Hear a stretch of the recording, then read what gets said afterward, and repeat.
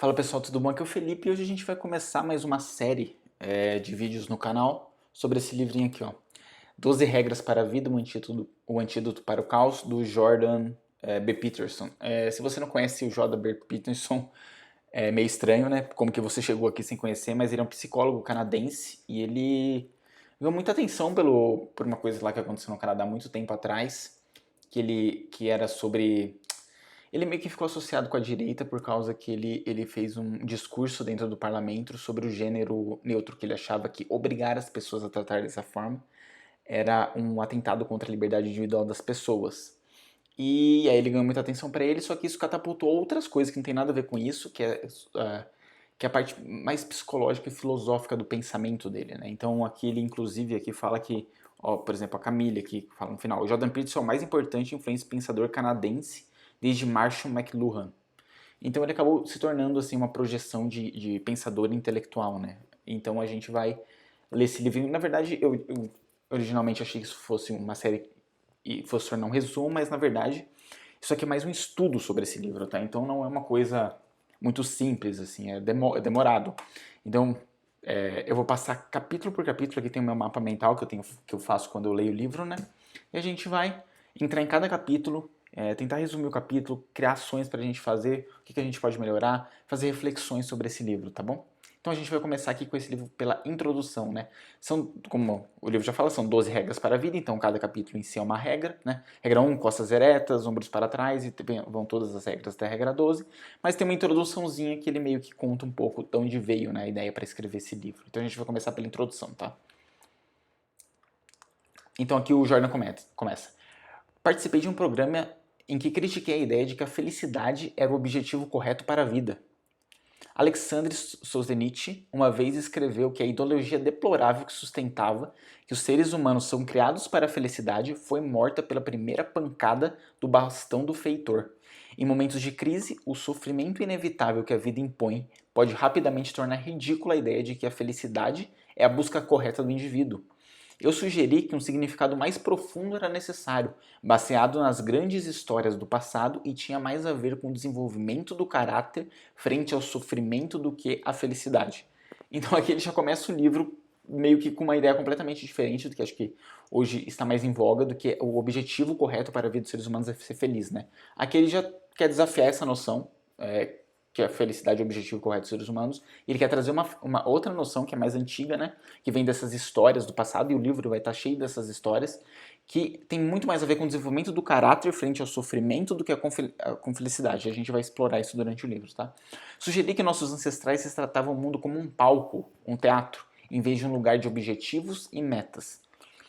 E aqui ele já vai entrar em outra coisa que você vai ver no livro inteiro, que é o conceito de ordem e o conceito de caos. Isso aqui é muito importante para você entender todo como o raciocínio do Jordan se desenvolve. Tá? A ordem acontece quando as pessoas ao seu redor agem de acordo com as normas sociais bem compreendidas e mantêm-se previsíveis e cooperativas. O caos, em contraste, é quando algo inesperado acontece. A ordem e o caos são o Yang e o Yin do famoso símbolo taoísta, duas serpentes de cabeça ao rabo. A ordem é a serpente branca, masculina. O caos, sua equivalente feminina, preta. O ponto preto no branco e o ponto branco no preto indica a possibilidade de transformação. Ou seja, exatamente quando as coisas parecem seguras, o desconhecido pode se assumar gigante inesperadamente. Em contrapartida, exatamente quando tudo parece estar perdido, uma nova ordem pode emergir da catástrofe e do caos. Para os taoístas, o significado deve ser encontrado no limite entre o par eternamente entrelaçado.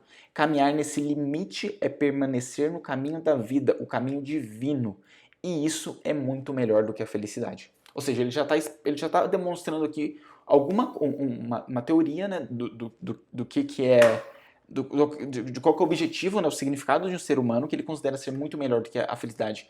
Que é essa ideia de caminhar, né, no divino, é caminhar entre o caos e a ordem. E ele vai expandir isso ao longo do livro. Tá? A perda da crença centrada no grupo tornou a vida caótica, miserável e intolerável. A presença da crença sentada no grupo torna o conflito com os outros inevitável. Ele está mostrando que você não ganha nada sem perder outra coisa. Né? No Ocidente, temos nos distanciado da nossa cultura centrada na tradição, religião e até mesmo na nação, em parte para diminuir o perigo do conflito em grupo, ou seja, todas aquelas coisas que que nós vimos, né, surgir as guerras do século XX, foram todas por exacerbação de uma dessas coisas, né, dessa tradição, dessa religião e das nações, né, dessa noção muito forte do grupo. Então, só que a gente está tentando ir completamente para a direção oposta, tá? E aqui ele vai falar, no entanto, cada vez mais nos tornamos presas do desespero, da falta de sentido, e isso de forma alguma é uma melhoria. Ou seja, ele falou que essa distanciação tão forte da gente dessa ordem, dessas regras de grupo, né, de forte, se você se distancia muito, você acaba perdendo o sentido, porque originalmente é isso que dá sentido e ordem na vida das pessoas, era isso que dava, né? E hoje a gente tem muito mais desespero, falta de sentido, depressão nas pessoas, por causa que todo mundo está se distanciando cada vez mais disso. Como o mundo poderia ser liberto do terrível dilema do conflito? Por um lado, o da dissolução psicológica e social. E por outro, eis a resposta, através da elevação e do desenvolvimento do indivíduo e da disposição de cada um para levar o seu ser em seus ombros e escolher o caminho do herói.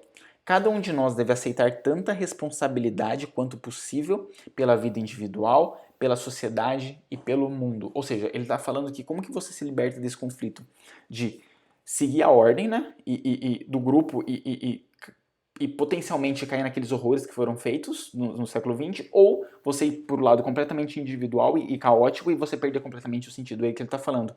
Que o caminho, esse caminho que é no meio, né, que o taoísta fala, é que cada um deve acertar a sua responsabilidade quanto possível pela sua vida individual, pela sociedade e pelo mundo, né? E você tem que, aqui ó, a disposição de cada um de levar o seu ser em seus ombros e escolher o caminho do herói, entendeu? O caminho do herói normalmente é o caminho aquele arquétipo tipo do herói, né? Que a gente vê em filmes, em livros. Que é o herói, ele era uma pessoa imperfeita, ele não era bom, só que aí dificuldades, né, aparecem no caminho do herói e ele vai batalhando com essas dificuldades até que no final ele se torna uma pessoa melhor, né? Ele ascende, né? Esse é o caminho do herói. O título desse livro indica claramente que as pessoas precisam de princípios ordenadores e que, de outra maneira, o caos começa a acenar.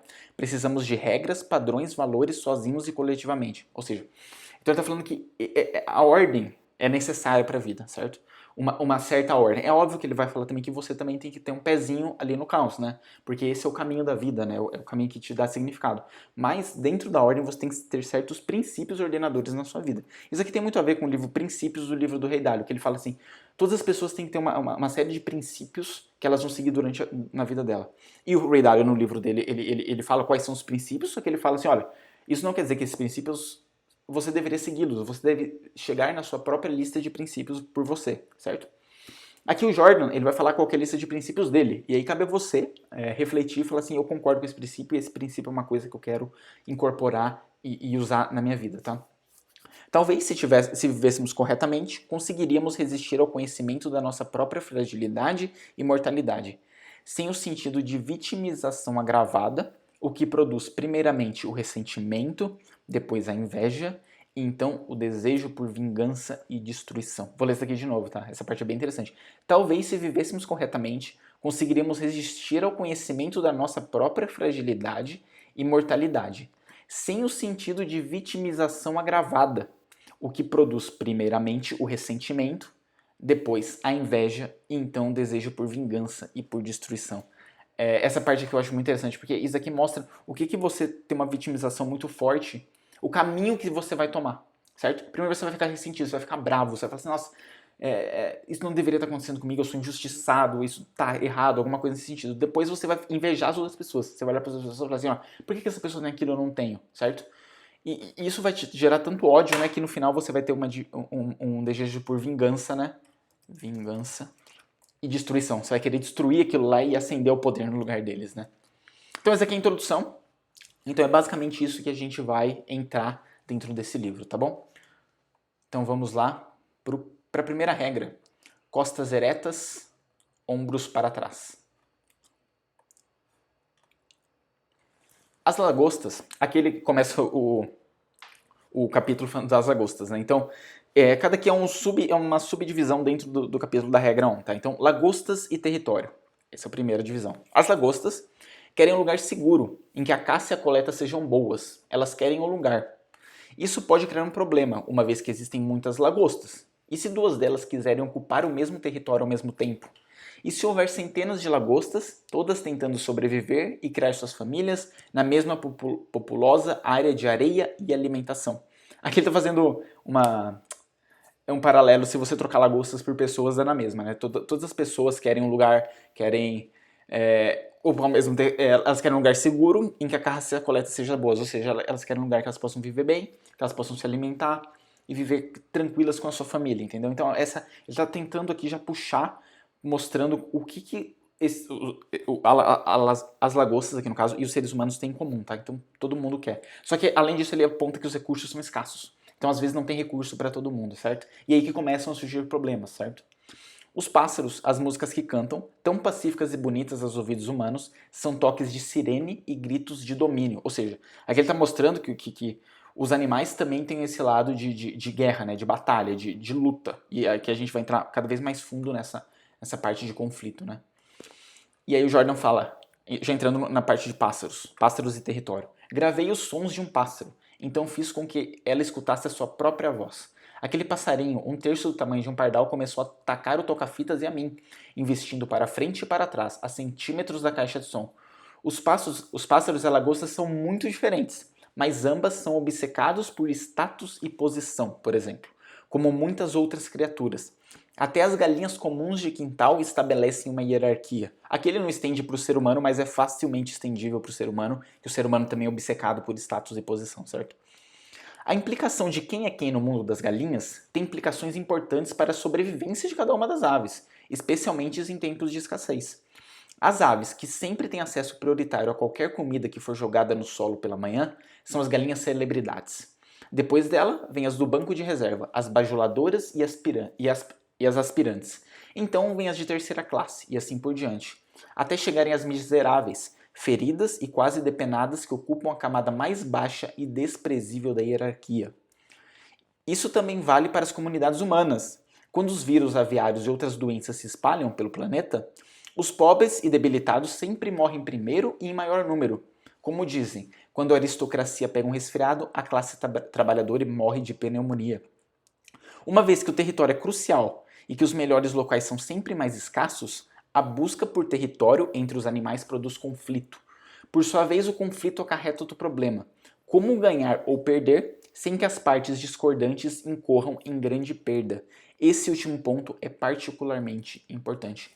Então aqui, uma coisa que é importante notar é que aqui o Jordan ele não está emitindo nenhum juízo de valor, ou seja, ele não está falando se é bom ou ruim existir essa hierarquia, nas galinhas, em outros animais, inclusive na sociedade humana. Ele está simplesmente falando o que existe, né? Existe uma hierarquia entre as lagostas, entre as galinhas, entre os pássaros e entre os seres humanos. Ele não, em nenhum momento fala isso é bom, isso é ruim, certo?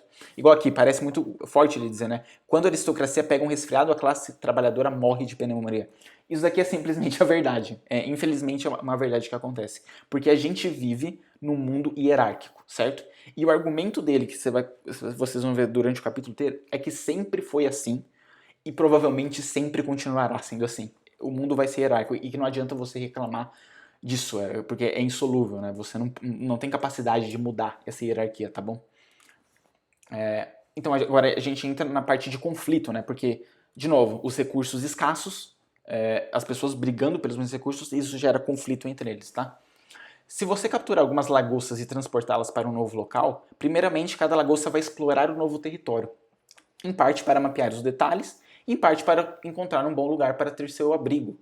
Cada lagosta precisa de um esconderijo seguro para descansar, livre de predadores e forças da natureza. Pode ser que haja alguns poucos abrigos ou esconderijos muito bons em cada território.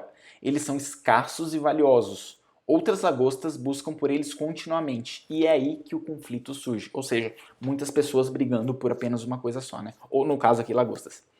E aí na página 6 do livro, ele descreve quais os resultados possíveis do conflito. E ele entra um pouco como funciona essa parte do conflito, né? A batalha em si é apenas o último recurso. Então, existem outras formas de tentar resolver o conflito sem a batalha. Às vezes você infla só, faz uma ameaça, sabe? Tem aquele ditado, né? Cachorro que ladra não morde, né? Mas o cachorro que ladra ele consegue espantar vários outros. Ele pelo menos tem a primeira ele tem a primeira habilidade para conseguir gerenciar um conflito, tá? Mas a batalha em si é apenas o último. Pois uma delas ou ambas podem ser gravemente feridas ou até morrer, certo? Então aqui está mostrando que o conflito em si, de fato, é apenas uma última etapa em várias outras estratégias de resolução de conflitos que as espécies têm. Se você tiver interesse nisso, esse livro fala um pouco sobre isso, mas o livro Gênio Egoísta, do Richard Dawkins, aprofunda muito nessa explicação de como que é feito os conflitos e como é feita essa entre espécies, tá? Da mesma espécie, e ele até entra em espécies diferentes, se eu não me engano. Se uma lagosta dominante for seriamente derrotada, seu cérebro praticamente se desconstrói. Então um novo cérebro de subordinado surge, o mais apropriado para sua nova posição, inferior. Ou seja, ele está falando que quando você perde, você se readequa e vai para outro lugar nessa sua hierarquia, né?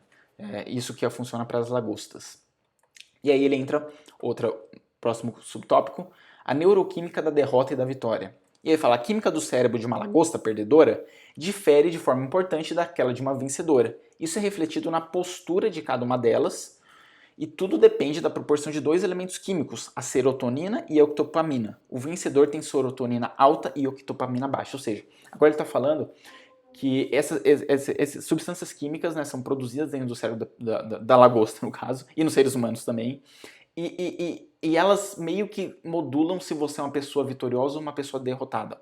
E isso vai, por consequência, mostrar onde você está nessa hierarquia, né? Em uma das demonstrações mais inacreditáveis da continuidade evolucionária na Terra, o Prozac anima até mesmo lagostas. Prozac é um remédio para antidepressão, né? E ele basicamente ajuda você a produzir mais serotonina. Então, mostrando que funciona, o que funciona para deixar seres humanos mais felizes também funciona para lagostas, né?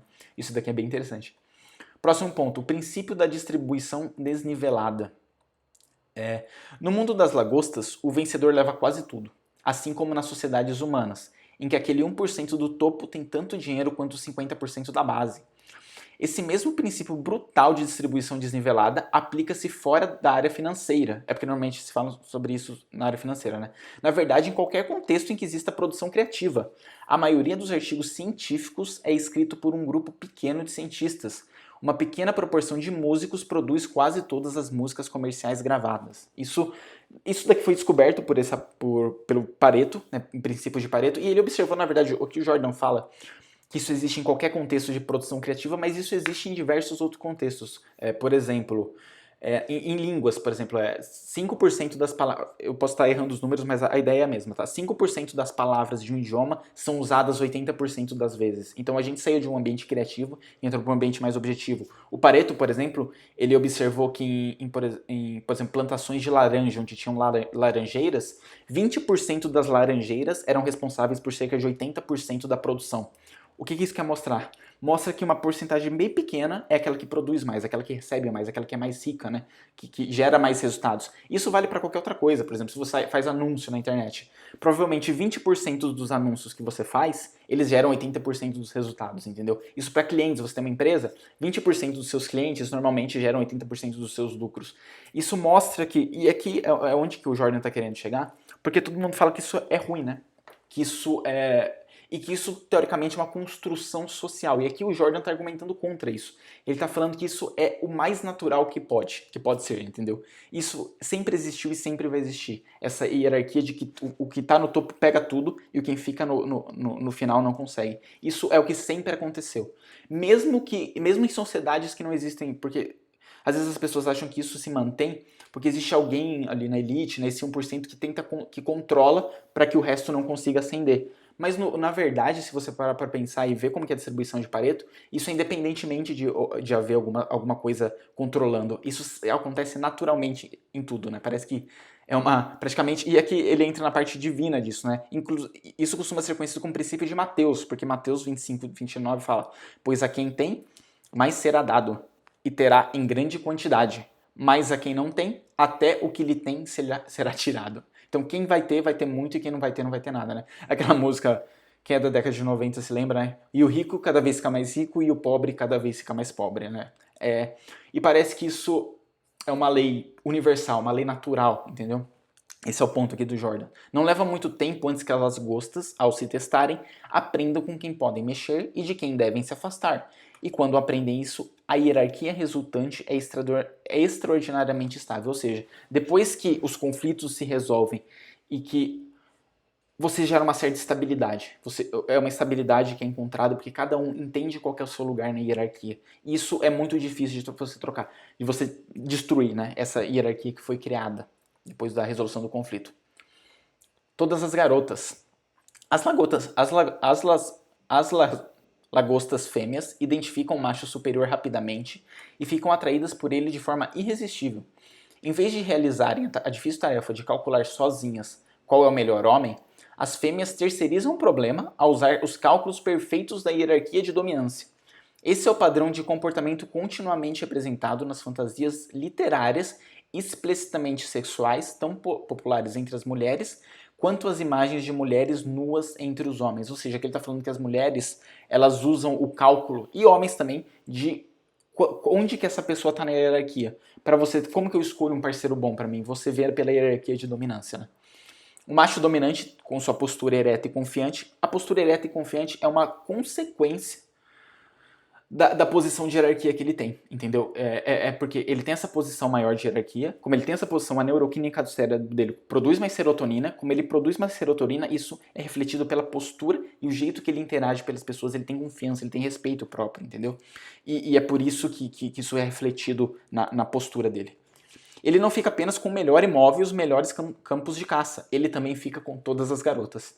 A hierarquia de dominância tem sido essencialmente uma característica permanente do ambiente ao qual toda a vida complexa se adaptou. Existem há 300 milhões de anos. Dinossauros ainda existiam há 60 milhões de anos. É muito difícil enfatizar o suficiente a importância desse fato. Ou seja, ele está tentando enfatizar que isso existe faz muito tempo, essa hierarquia de dominância, que as pessoas se organizam e elas se movem nessa hierarquia, e sempre existiu, e provavelmente sempre vai existir. Aqui ele fala assim, existem há 300 milhões de anos. Os dinossauros ainda existiam há 60, então é uma coisa muito antiga, entendeu? E provavelmente isso não muda, né? Tem até no livro aqui, A Arte de Pensar Claramente, o autor ele faz uma provocação que é falar assim, olha, se uma coisa existe, porque a gente tende a achar que tudo novo é melhor que velho, certo? Ah, e porque o celular é novo é melhor, tudo é melhor, certo? Qualquer coisa que aparece nova, de novidade, tudo é melhor que o velho. E ele nos faz fazer uma reflexão, olha, se uma coisa existe há 50 anos, ela é muito provável que vai continuar existindo nos próximos 50, porque ela se provou através do tempo. É alguma coisa que foi estável, é como se aquela coisa mostrou o seu valor para a sociedade e para as pessoas, então ela consegue se manter viva, entendeu? Então, e se uma coisa, por exemplo, existe há 200 anos, mais forte ainda, mais difícil vai ser essa coisa sumir do dia para noite, entendeu? Mesmo com todas as evoluções tecnológicas, porque essa é uma coisa que faz parte constituinte, né? Ela se provou no tempo e ela continua se provando dia após dia, certo?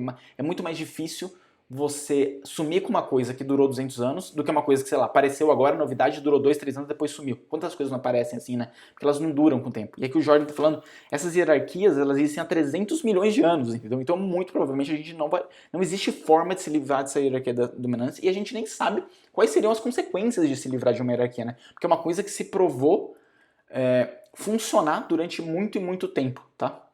Esse aqui é o argumento do Jordan. E aqui ele entra a próxima parte, a natureza da natureza. Uma verdade incontestável da biologia é que a evolução é conservadora. Quando algo evolui, deve ser construído a partir do que a natureza já produziu. Em primeiro lugar, é fácil supor que a natureza seja algo estático, mas não é. É estático e dinâmico ao mesmo tempo. Não há nada tão certo que não possa se transformar. Da mesma forma, não há nada tão mutável que não possa ser fixado. Toda revolução produz uma nova ordem. Isso é bem interessante, porque às vezes você acha que a revolução, vamos quebrar tudo que existe até hoje, né? Só que quando você quebra tudo, vai ter um vácuo e aí vai se instaurar uma nova ordem, né? É como se pode ser completamente diferente, não sei dizer se é melhor ou pior, mas é o caminho natural das coisas, né? Tudo é a ordem, quebra, e assim o tempo vai se desenrolando. Considerar a natureza como puramente estática resulta em erros graves de entendimento. A evolução é uma série linear e infinita de melhorias e aptidão, algo do qual pode-se infinitamente chegar cada vez mais perto ao longo do tempo. À medida que o ambiente que suporta uma espécie se transforma e muda, As características que tornam dado indivíduo bem-sucedido em sobreviver e se reproduzir também se transformam e mudam. É como se as criaturas estivessem dançando com a natureza, ou seja, a natureza muda você, você muda a natureza. A natureza muda você, você muda a natureza. Então, tanto você quanto a natureza ambas tentam manter uma estática, mas uma muda a outra e a outra tenta mudar você de volta. E essa dança aqui que ele fala entre os humanos e a natureza. A natureza tampouco é simplesmente dinâmica. Algumas coisas mudam rapidamente, mas essas estão aninhadas dentro de outras coisas que mudam menos rapidamente. Também é um equívoco conceitualizar a natureza romanticamente. Os ativistas ambientais, idealistas, vislumbram a natureza de modo harmonicamente equilibrado e perfeito. Infelizmente, a natureza também é feita de elefantias e malária, secas que causam inanição, AIDS e peste negra. É pela existência de tais coisas que tentamos modificar nosso entorno, protegendo nossos filhos, construindo cidades. Se a mãe natureza não fosse tão determinada em nos construir, seria mais fácil existirmos em simples harmonia com seus ditames. Ou seja, ele está mostrando que a natureza, pela sua falta de consideração, por assim dizer, com o ser humano, ela nos forçou a construir cidades. A partir do momento que a gente constrói cidades, nós em si mudamos como seres humanos. Né? A cidade traz diversas outras mudanças para nós essa dança continua. Né? O terceiro conceito equivocado, que a natureza é algo estritamente segregado de nossas construções culturais que emergiram dentro dela. Tudo o que importa, sob uma perspectiva darwinista, é a permanência, a hierarquia de dominância, embora possa parecer social ou cultural, está presente há cerca de 500 milhões de anos. É permanente, é real, não é capitalismo, tampouco é comunismo, muito menos uma criação humana. Não em sentido mais profundo, pelo contrário, é um aspecto quase eterno do ambiente. E muito daquilo cuja culpa colocamos nessas manifestações efêmeras é uma consequência de sua existência imutável. As hierarquias de dominância são mais velhas do que as árvores. Ou seja, aqui ele realmente fechou o argumento dele falando assim, olha, é real, é permanente, não é capitalismo, não é comunismo, não é nada. Ela existe, a hierarquia de dominância existe, ela está lá e não há nada que você possa fazer para mudar. É tipo isso, é uma... Você poderia dizer que isso é fatalista, né? Não há nada que a gente possa fazer para mudar essa hierarquia de dominância. Mas o objetivo do Jordan aqui é mostrar que a partir do momento que você aceita que existe uma hierarquia de dominância, você para de brigar contra a hierarquia de dominância em si, de reclamar dela, de criar aquele ressentimento, aquela que ele falou na introdução, aquela vitimização agravada, e você acaba falando assim, tá bom, eu entendo que eu estou dentro de uma hierarquia de dominância. A partir de agora, e não há nada que eu possa fazer para mudar isso, certo? O que eu tenho que fazer agora? Quais são as minhas atitudes, as minhas ações que eu tenho que fazer para viver nesse mundo que até pouco tempo atrás eu não sabia que existia, entendeu? E aqui o Jordan depois ele vai falar aquilo que você deve fazer depois que você aceitou, né? Aceitou o fato que você vive numa hierarquia de dominância e que ela tá aí e vai ficar aí para sempre, tá? A parte do nosso cérebro que registra nossa posição na hierarquia de dominância é, portanto, excepcionalmente antiga e fundamental. Ela afeta poderosamente cada aspecto do nosso ser, tanto consciente quanto inconsciente. Muito da neuroquímica básica é a mesma. Um nível mais básico de serotonina significa menos felicidade, mais dor, ansiedade, doença e uma expectativa de vida menor, tanto entre os seres humanos quanto entre os crustáceos. Ou seja, se você está numa posição mais baixa de hierarquia, você vai ter menos serotonina e você vai ter todos esses problemas, menos felicidade, dor, ansiedade, doença, expectativa de vida menor. Então ele ainda está te mostrando como se você não reconhecer que você está numa hierarquia, você pode acabar se dando muito mal. Porque às vezes você está na hierarquia, você está no fundo da hierarquia e você não percebe que você tem que subir na hierarquia ou trocar de posição, tá? E você vai viver uma vida inteira, né, passando por todos esses problemas que as pessoas do fundo da hierarquia passam, tá? E ele entra na discussão sobre o topo, né, e a base da hierarquia de dominância. Há uma calculadora no seu cérebro que monitora exatamente onde você está posicionado na sociedade. Se você é macho, tem acesso preferencial aos melhores lugares para viver e a comida de melhor qualidade. As pessoas brigam para lhe oferecer favores. Você tem oportunidades limitadas para contatos românticos e sexuais. Se você é fêmea, tem acesso a muitos pretendentes de alta qualidade. Entende que seu nicho está seguro e produtivo e que você está bem amparado por apoio social. Entende que as chances de que algo vá machucar você são mínimas e podem ser seguramente desconsideradas. A mudança pode ser oportunidade, não um desastre. Ou seja, você está mais perto de brincar com o caos, né? Você tem uma ordem muito bem estabelecida e você tenta em algum momento ir para o caos, mas isso pode ser uma oportunidade para você. Por outro lado, se tiver um status nas posições inferiores, sua comida é terrível, quando não está passando fome. você tem péssimas condições físicas e mentais. Desperta o mínimo interesse romântico nos outros, a menos que estejam tão desesperados quanto você. Até o dinheiro pode ser de pouco uso. Você não vai saber usá-lo, porque é difícil usar dinheiro de forma apropriada. Ele te deixará sujeito às perigosas tentações das drogas ilícitas e do álcool, que são muito mais recompensadoras se você esteve privado de prazer por muito tempo. A base da hierarquia de dominância é um lugar terrível e perigoso para se estar. Você será hiperreativo a perigos. As emergências são comuns na base e você deve estar pronto para sobreviver. Esse alerta constante consome muito dos seus preciosos recursos energéticos e físicos. Essa reação que todos chamam de estresse e de forma alguma é somente ou até mesmo primordialmente psicológica. Assim, você vai sacrificar continuamente o que poderia guardar fisicamente para o futuro, gastando em atenção aumentada e na possibilidade de ação de pânico imediata no presente. Seu cérebro ancestral vai até desligar seu sistema imunológico, gastando agora, durante as crises do presente, a energia e os recursos necessários para sua saúde no futuro. Isso o tornará impossível. Aqui ele está assim, dando uma descrição, no livro ele até vai mais longe disso, tá? É que eu tentei filtrar bastante, mas ele está mostrando a diferença da base do topo da pirâmide, entendeu? E você não quer estar na base. Então, depois de ele ter argumentado que isso é fixo, agora a gente tem que trabalhar para sair dessa base, entendeu? Então, ele está querendo colocar você para trabalhar para fazer isso, tá? E aqui ele vai entrar na parte de mau funcionamento também. Às vezes o mecanismo da calculadora, ou seja, a calculadora que calcula onde você está nessa hierarquia de dominância, pode não funcionar. Hábitos errados de sono e alimentação podem interferir. É por esse motivo que a rotina é tão necessária, a ordem, né? Os atos da vida que repetimos diariamente precisam ser automatizados, porque ninguém consegue viver no caos, né? Todo dia, até de todo dia. Você vai ter todos aqueles problemas que ele citou anteriormente. Eles devem se tornar hábitos estáveis e confiáveis. Assim, eles perdem sua complexidade e ganham previsibilidade e simplicidade. Pergunto aos meus clientes, em primeiro lugar, como está seu sono. Acordar no mesmo horário é uma necessidade. A ansiedade e a depressão não podem ser tratadas facilmente se a pessoa tiver uma rotina diária imprevisível, cheia de caos. A segunda coisa que pergunto é sobre o café da manhã. Aconselho meus clientes a consumirem uma boa quantidade de gordura e proteína o mais rápido possível após acordarem. Ok, então aqui tirei 3 ações sobre o que você pode fazer para tentar, né, seguir os conselhos do Jordan. Primeiro, você tem uma disciplina no sono, ou seja, todo dia você tem que acordar no mesmo horário, tá? Consumir uma boa quantidade de gordura e proteína no café da manhã, ou seja, você tem que criar um cardápio que você consiga comer com facilidade e que tenha uma boa quantidade de proteína e gordura. Meu café da manhã, por exemplo, eu como todo dia uma fatia de pão integral com pasta de amendoim, ou seja, tem uma boa quantidade de proteína na pasta de amendoim e gordura, certo? Então, esse aqui eu já estou fazendo. Ter uma disciplina no sono. O que eu faço para ter uma disciplina no sono? Eu tento ter o hábito diário de todo dia acordar no mesmo horário. Eu tenho é que eu estou assim aqui agora, mas eu tenho um checklist. Sabe quando você vai lá? Então, todo dia eu vou lá. Ah, hoje eu acordei até as 8? Acordei. Vou lá e marco. Hoje eu acordei até as 8? Acordei. Vou lá e marco. Ainda mais para mim que eu sou home office, ter essa disciplina forçada, autodisciplina de você conseguir acordar sozinho, sem uma imposição externa, todo dia no mesmo horário, é uma coisa difícil de se conseguir, tá? E eu sou home office e eu não tenho nem horário para começar ou terminar de trabalhar. Eu posso começar a hora que eu quiser, entendeu? Então essa é uma disciplina que você tem que ter para criar essa ordem, essa previsibilidade no seu dia, tá? Porque coisas caóticas, elas tiram o seu foco e elas acabam criando todos aqueles problemas que a gente viu acima, tá?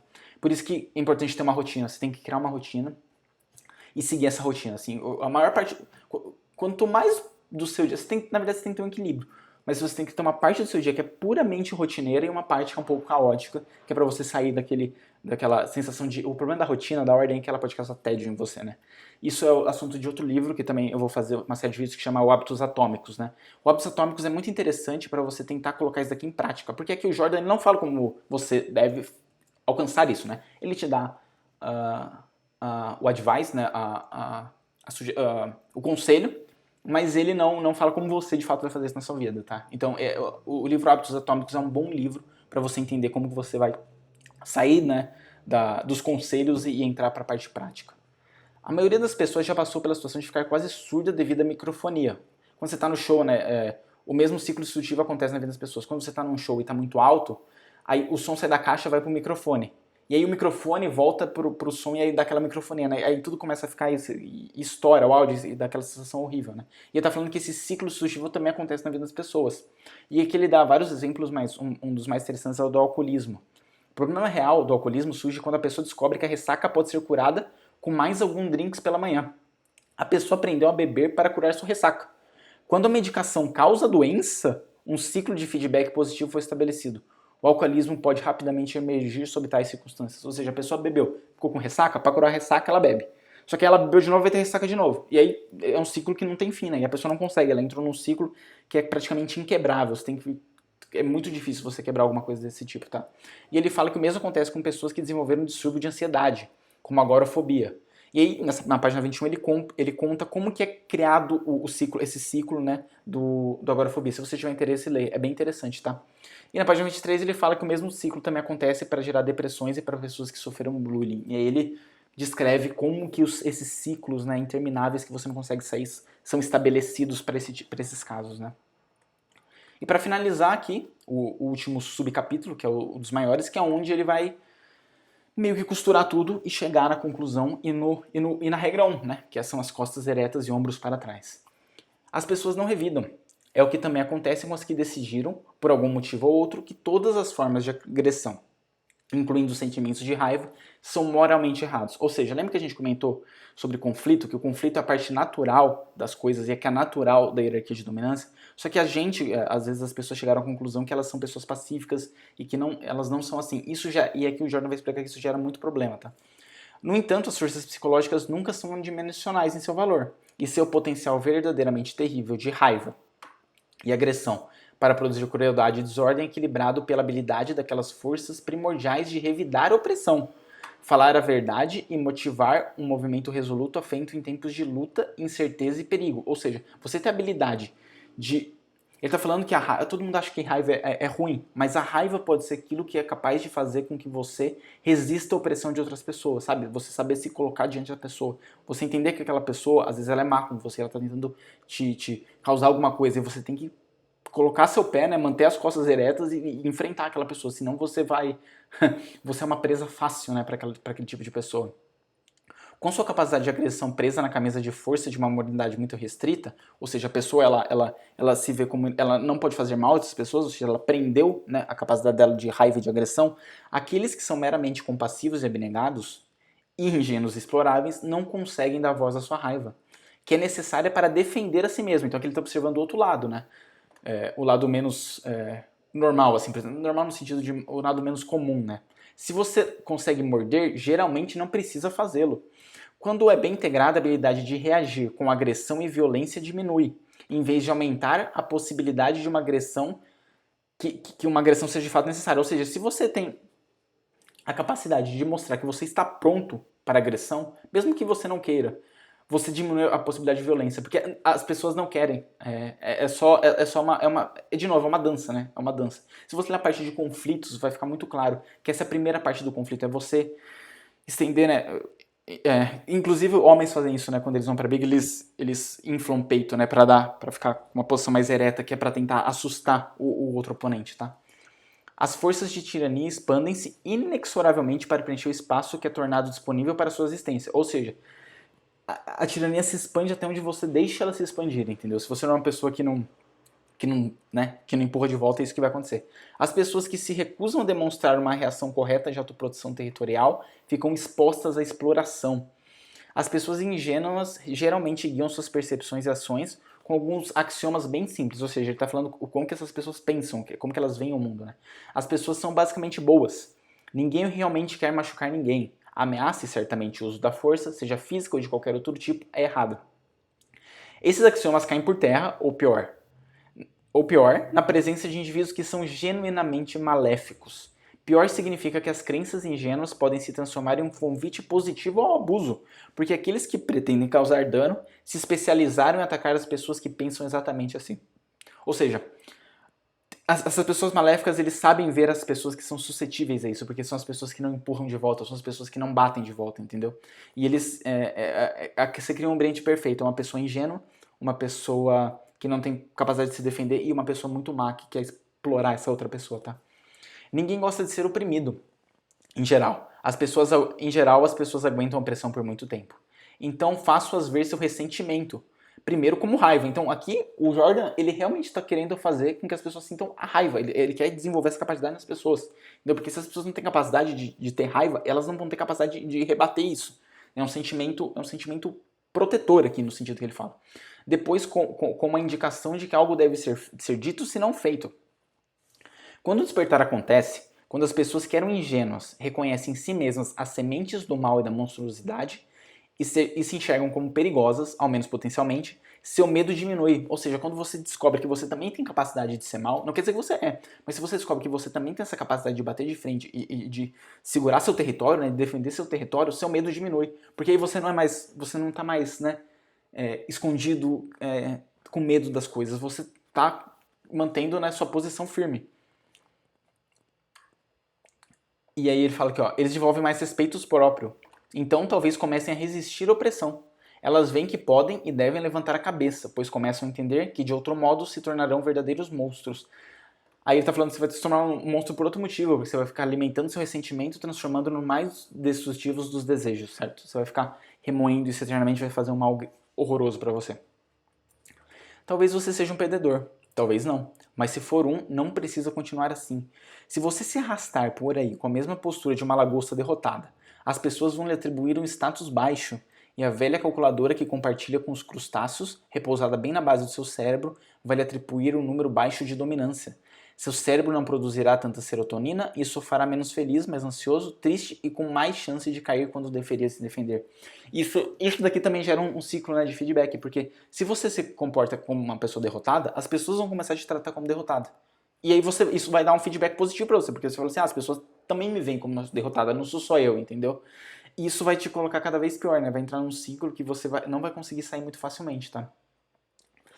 Essa outra lição é muito mais otimista da lei de Price e do princípio de Pareto. Aqueles que começam a ter provavelmente terão mais. Ou seja, se você começar a mostrar que você não é tão derrotado quanto você parece, quando você começar a erguer sua cabeça, você logo vai conseguir ganhar mais. Né? Também é desproporcional os ganhos. A emoção é, em parte, expressão corporal e pode ser amplificada ou enfraquecida por ela. Ou seja, ele está falando aqui, e aqui entrou na parte da dica, da regra 1, costas eretas e ombros para trás. Ou seja, manter uma postura. Costas retas e ombros para trás. Porque isso é a postura de uma pessoa que está no topo da hierarquia. E aqui está falando da emoção, em parte, expressão corporal. Tem livros sobre linguagem corporal. E essa linguagem corporal, se você fica muito tempo numa linguagem corporal assim, você começa a sentir a dominância, né? Como se você estivesse no topo da hierarquia. E a emoção, em parte, também, ela acaba mudando os seus pensamentos. Isso também é como se fosse um ciclo, assim, uma coisa muda todas as outras, tá? Então esse é o caminho que ele te fala, para você manter as costas retas, né? E os ombros para trás. As pessoas, assim como as lagostas, medem-se em parte por consequência da postura. Se você se apresentar como derrotado, as pessoas vão reagir a você como se fosse um perdedor. Se começar a se alinhar, elas o olharão e tratarão de forma diferente. Uma mera mudança de postura é insuficiente para qualquer coisa tão fixa assim. Ou seja, também não espere que isso faça milagre. Mas não é algo somente físico, pois você não é apenas um corpo, mas também é um espírito, uma psique. Levantar a cabeça significa voluntariamente acertar o fardo de ser, ou seja, você não vai mais se esconder, você vai ter que acertar o fardo de ter uma vida e você vai acertar o fardo de estar dentro de uma hierarquia de dominância que você vai ter que batalhar, porque você vive numa batalha e num conflito todos os dias. Você dá um passo adiante para assumir seu lugar na hierarquia de dominância e ocupar seu território, manifestando sua disposição para defender, expandir e transportá-lo. E aqui que ele fala que você vai abraçar o fardo. Porque você vai ter que se defender, você vai ter que tomar sua posição e falar assim, ó, isso daqui é meu, essa parte é minha e eu vou defender isso com todas as minhas forças, entendeu? E você precisa de coragem para fazer isso, você precisa aceitar o fardo. Porque também não é fácil, entendeu? Não é uma coisa... É aí que você faz... A gente vai entrar nisso no capítulo 2. É aí que você começa a fazer a transição da parte infantil, né, de um ser que precisa de proteção para você mesmo prover sua própria proteção, tá? Significa realizar voluntariamente os sacrifícios necessários para gerar uma realidade produtiva e relevante. Agir para agradar a Deus, na linguagem antiga. Então preste muita atenção em sua postura. Pare de se curvar e ficar se arrastando. Fale o que pense. Caminhe de cabeça erguida e olhe firmemente para frente. Ouse ser perigoso. As pessoas, incluindo você mesmo, que eu diria que é a mais importante, começarão a pensar que você é competente e capaz. Então, aqui a gente termina a regra número 1, que é costas eretas e ombros para trás. Eu gostaria que vocês pensassem em que ações vocês podem tomar para... Eu acho que é bastante coisa que o Jordan falou nesse capítulo, e todos os capítulos dele são meio grandes, né? Ele dá muito contexto de como ele chegou naquele raciocínio, né? De como que ele chegou nessa regra. Ele conta toda a parte teórica que ele estudou e que ele encadeou para chegar nisso, tá? E aqui eu acho que tem duas partes. Primeira é você simplesmente seguir o conselho dele e tentar manter essa postura, essa linguagem corporal. Você tentar ver algum outro livro de linguagem corporal para te ensinar como fazer isso.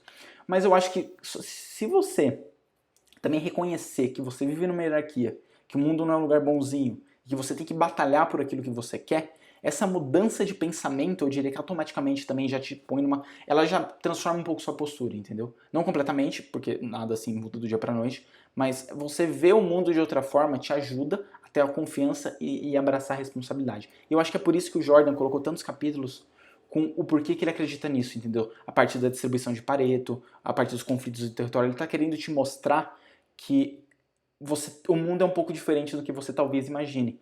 E a partir do momento que você aceita como o mundo de outra forma, você vai ter que aceitar o fardo e vai ter que ficar numa posição ereta e de ombros para trás, né? Uma posição de dominância. Ele quer aqui que você tome a posição de dominância e aceite o fardo de estar nessa situação, tá bom?